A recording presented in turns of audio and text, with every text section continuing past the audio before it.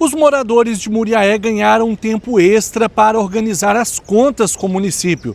A Prefeitura prorrogou o programa Fique em Dia até o próximo dia 30 de janeiro e o objetivo é facilitar a regularização de débitos com a Prefeitura, a Fundarte e o Densul, oferecendo condições especiais para evitar juros e novos encargos. Para quem busca comodidade, o atendimento extra aqui no Mercado Municipal continua funcionando no box 43, de segunda a sexta, de 8 da manhã às 6 da tarde.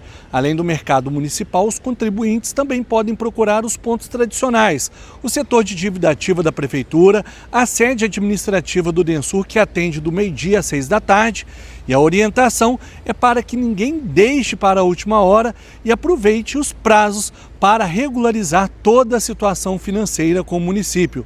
Mais detalhes, acesse portalmuriaé.com. O nosso compromisso é com a verdade.